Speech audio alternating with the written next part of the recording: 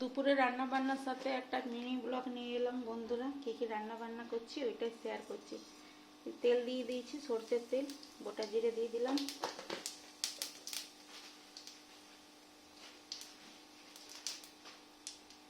এরপর দুটো কাঁচা লঙ্কা দিয়ে দিলাম,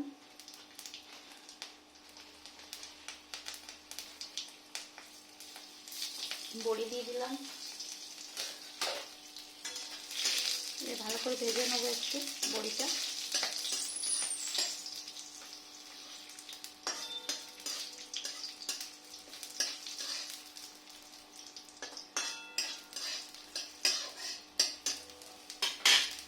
আর এই যে সবজিগুলো সব আমি ভাপিয়ে নিয়েছি। আমি একটু সবজি ভাপিয়ে পরেই রান্না করি বেশিরভাগ। কাঁচা কলা আছে ওই জন্য, আর আলু আছে ওই জন্য বিশেষ করে ভাপিয়ে নিলাম। এরপরে সবজিগুলো কড়াইয়ের মধ্যে দিয়ে দিলাম।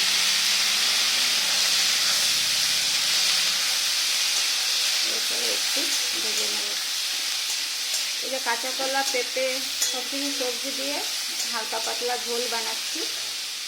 আর এদিকে দেখুন, এদিকে পটল ভাজছি, ভাজা হয়ে গেছে। আগে দেখে ভাজবো পটল।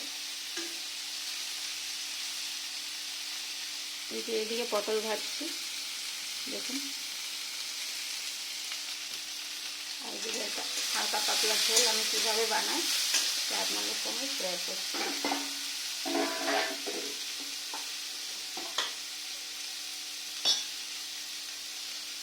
আদা বাটা দিয়ে দিলাম।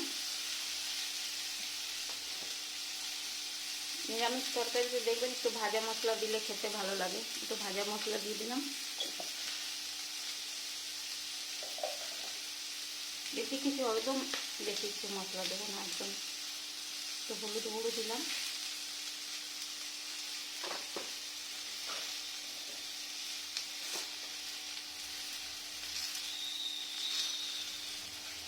একটু নুন দিয়ে দিলাম স্বাদ অনুযায়ী।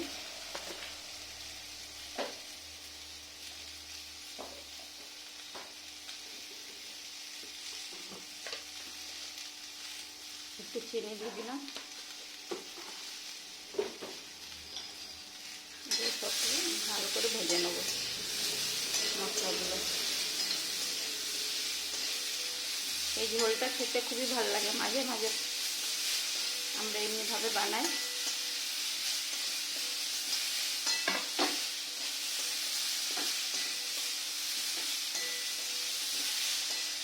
বেশি কিছু মশলার দরকার হয় না এই পাতলা ঝোলে। আরও হবে রান্না, ওল মাখা হবে, ওল সেদ্ধ, ভাত হয়ে গেছে আর ডালও হয়ে গেছে।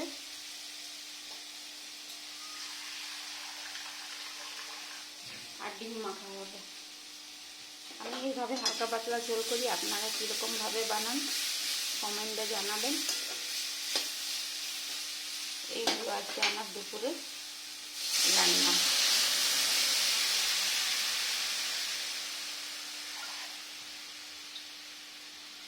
আজকে আমাবস্যা লাগবে, আমি আজকে মাছ ডিম খাবো না, এদেরকে করে দেবো।